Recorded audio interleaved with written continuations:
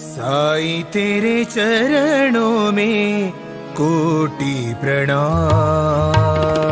साईं तेरे चरणों में कोटि प्रणाम। साईं तेरे चरणों में कोटि प्रणाम। साईं तेरे चरणों में कोटि प्रणाम। शरण में ले लो साईं प्रभो।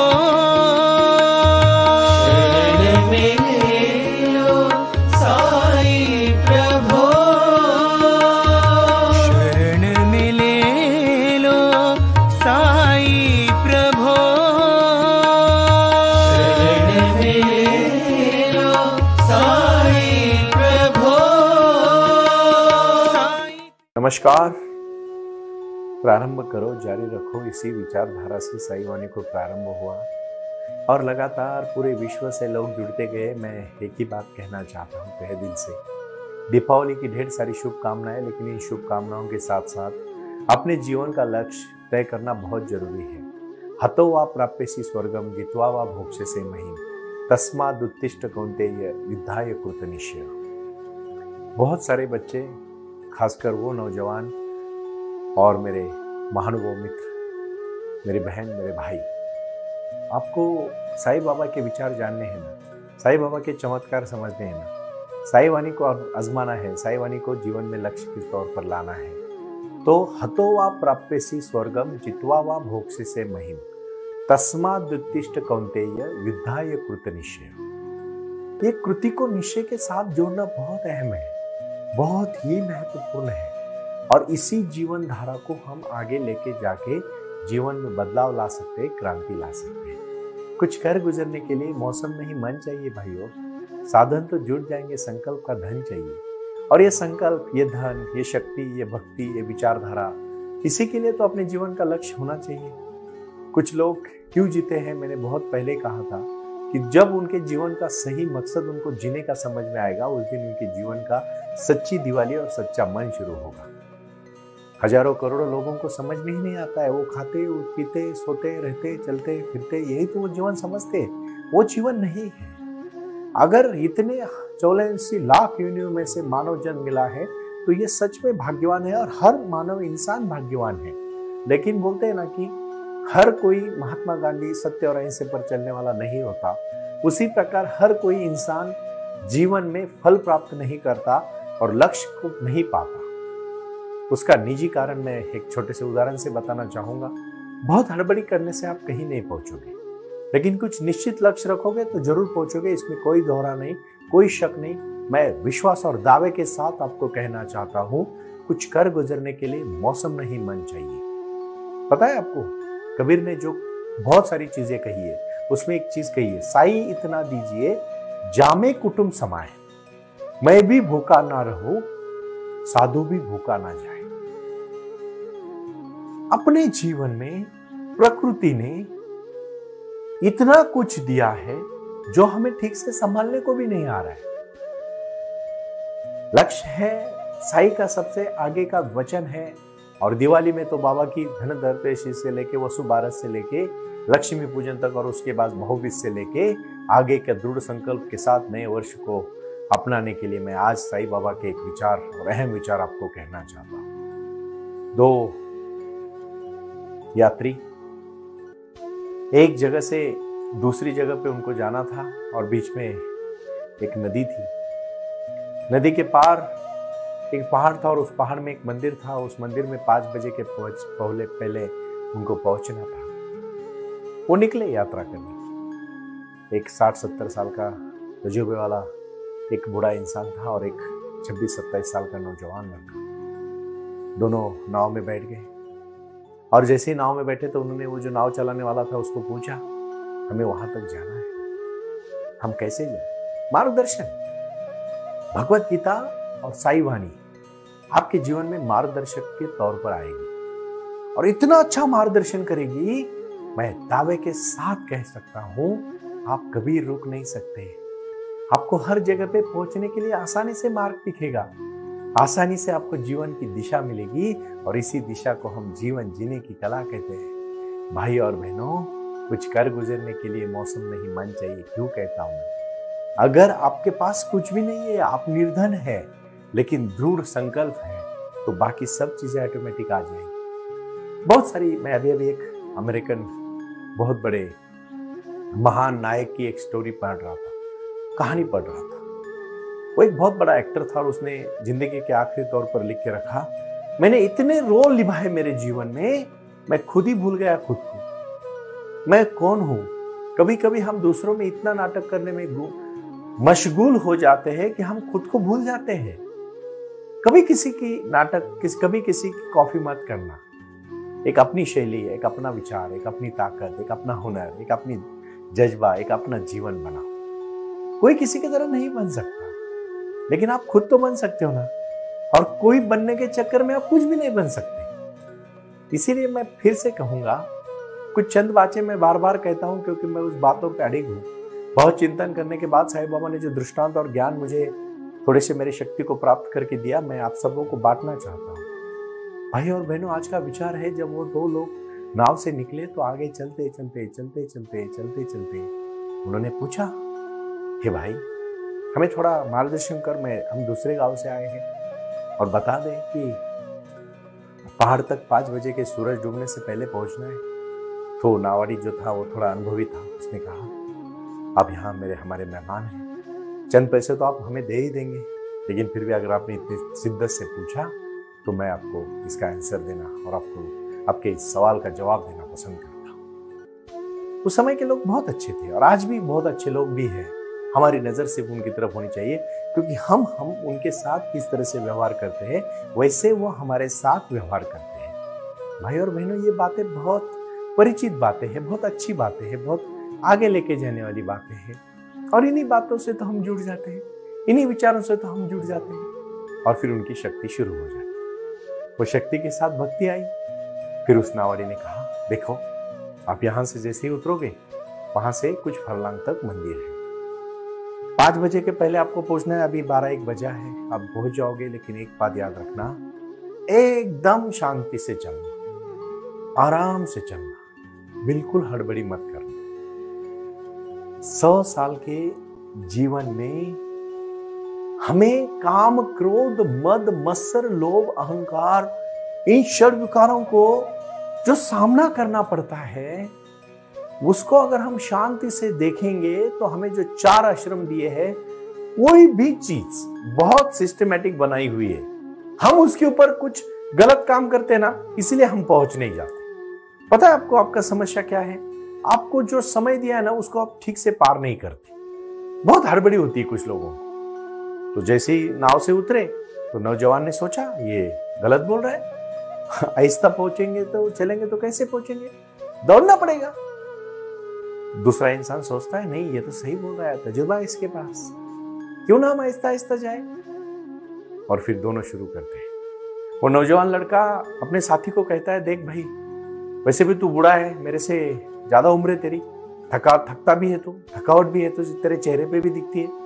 कुछ लोग ऐसे ना खुद को बहुत ताकतवर समझते हैं, लेकिन याद रखना, एक बार एक सांस बंद होने में 2 मिनट लगते हैं भाई, कुछ नहीं जीवन। अगर ज्यादा घमंड करोगे ना तो कुछ भी नहीं पाओगे। महापुरे झाडे जाती तेथे लव्हाळे वाचती, मराठी में है, जहां महापुर आता है ना, वहां पेड़ भी उखड़ के फेंकते हैं, लेकिन जो लव्हाळे नाम का पेड़ होता है, जो छोटा सा पौधा होता है, वो जो पानी की तरफ मुड़ता है और पानी जैसे ही निकल जाता है फिर से खड़ा हो जाता है। महापुरे झाड़े जाती तेथे लव्हाळे वाचती। उस प्रकार से वो दूसरा इंसान वो नावाड़ी का सुनता है और वो अपना आहिस्ता आहिस्ता चलने लगता है। ये नौजवान लड़का जोश में भागता है, आधा रोड रास्ता जाने के बाद थक जाता है, भाप लेता है। जल्दबाजी में किया हुआ कोई भी कार्य कभी पूरा नहीं होता। शांति से और समर्पक भाव से किया हुआ हर कार्य, प्लानिंग के साथ किया हुआ हर कार्य। मैं अभी भी 4-5 दिन पहले एक 22 साल के लड़के को मिला और उस गांव में चुन के आया था और वहां का मेंबर, गांव का सरपंच का एक सदस्य बना था। सरपंच तो नहीं बट सदस्य बना था और लड़का था 22 साल का, काम करता था एक ऐसे ही कोई सरकारी दफ्तर में, छोटा सा मतलब डॉक्यूमेंट देने का वगैरह, जैसे सिपाही के तौर पर वो काम करता था। रजिस्ट्री ऑफिस में था एक। मैंने उसको पूछा तू चुन के कैसे आ गया, तेरे माँ बाप में कोई माता जी या पिताजी कभी कोई सदस्य रहे या गांव में कोई आपके है? बोला कोई नहीं, मैं पहला इंसान हूँ जो मेरे गांव में राजनीति में खड़ा रहा और चुन गया। कैसे? बोला साहब मैं 5 साल से प्लानिंग कर रहा था। जब मैं 17 साल का था तब मैंने सोचा कि मैं चुनाव लड़ूंगा और उस दिन से लोगों से काम करना शुरू किया, लोगों से मनमेटा हो गया और 5 साल में मैं आज इतने 350-400 वोट से जीत गया। बात ठीक से सुनो, प्लानिंग, जीवन की भी प्लानिंग होनी चाहिए। अभी आप दिवाली में इधर उधर जाते होंगे, कहीं गांव जाओगे तो कितना प्लानिंग करते हैं आप, बहुत प्लानिंग करते हैं कि हम अगर गांव में 5 दिन रहेंगे तो हमें टूथब्रश चाहिए, कपड़े चाहिए, स्लीपर चाहिए, बाकी कपड़े चाहिए, वहां घूमने के लिए चाहिए, गॉगल चाहिए, टोपी चाहिए, सब कुछ। कितना प्लान करते हैं हम 5 दिन का, तो जिंदगी का नहीं करना चाहिए। फिर वो प्लानिंग करे और फिर दोनों जब चले, लड़का जब थका तो वहां उसके एक जगह पे गिर गया और उसका घुटना मुड़ गया। फिर भी उठा, जोश था, जोर से चलने लगा और दूसरी बार गिरा और पूरा लहूलुहान हो गया। भाग रहा था ना, मन में भागने की जो कोशिश है ना, कभी पहुंचाएगी नहीं। शांति से जाओगे, पहुंच जाओगे। मैं लिख के देता हूं आपको, ये विश्वास रखो आपके ऊपर। भगवत गीता, साई वाणी जीवन में, अपने जीवन में आत्मसात करने से पहुंच जाओगे, अच्छी तरह से पहुंच जाओगे। भागने की जरूरत नहीं है आपको। और उस तरह से वो शांति के एक दीवार पर उससे खड़ा रहा और वो लहूलुहान हो गया, एक जगह पे गिर गया और वहां ऐसा गिरा दोनों पैर टूट गए, चलना मुश्किल हो गया और वहां जंगली जानवर आया और उसने उसको खा लिया। बूढ़ा इंसान अच्छा हाथ में काठी लेके चल रहा था, आहिस्ता आहिस्ता आहिस्ता। उसने देखा कि नौजवान साथी यहाँ लहूलुहान मरा है और उसको कई जानवर आधा खा चुका है और वो शांति से चलते चलते आगे पहुंच गया। 5 बजे के पहले आराम से चलने से वो मंदिर तक पहुंच गया। कहानी क्या बताती है? कहानी ये बताती है कि आधे ज्ञान से और बिना किसी की सलाह लेके अगर ऐसे ही दौड़ोगे, देखो सलाह अच्छी ले लो। मैं बोलता हूं निगेटिव माइंड वाले लोगों की बात नहीं करता हूं। निगेटिव माइंड वाले लोग तो साथ में रखो ही मत। मैं दावे के साथ कह सकता हूं ऐसे लोग, मैंने भी कितने सारे लोगों को जीवन से एकदम उनसे परा हो, मैं उनसे दुश्मनी नहीं, मेरी दोस्ती आज भी, लेकिन नमस्ते वाली नहीं रखो, मत रखो। मैंने पहले दिन कहा था ये कोई शास्त्र का पांडित्य देने के लिए मैं नहीं हूं, बहुत कुछ देने वाले हैं यहाँ इस दुनिया में। मैं सिर्फ जीवन जीने की कला और आपके पैर में खड़े होने की कला, क्योंकि 1008 उद्योजक और 1008 लोग जो अपने जीवन से हजारों लोगों को रोजगार देने का जो साई वाणी का प्रयास है, उसमें आप जुड़ चुके हो। आज मैं कन्याकुमारी से लेकर दिल्ली तक का जो दौरे का प्रारंभ मैंने किया, उसमें मुझे शक्ति मिल रही है, भक्ति मिल रही है और ये ताकत के साथ, दावे के साथ मैं कह सकता हूं, भाई और बहनों, कुछ कर गुजरने के लिए मौसम नहीं मन चाहिए, साधन तो जुट जाएंगे, संकल्प का धन चाहिए। ये संकल्प वाला धन है ना, ये बढ़ाओ पहले और फिर जीवन सुंदर है, बहुत सुंदर है। लेकिन अपनी जीवन की जो सत्यता है, जो शाश्वत रूप है, जो सच्चाई है, जो लगन है, जो मेहनत है, जो प्यार है, जो अपनापन है, जो सातत्य है, उसको लेके चलो। सातत्य से प्रारंभ करो, जारी रखो। ये सिंपल लॉजिक से साई वाणी का, प्रारंभ करो, जारी रखो। एक बार प्रारंभ किया ना, रुको मत, जारी रखो उस प्रारंभ को और उस प्रारंभ के तौर पर चलो।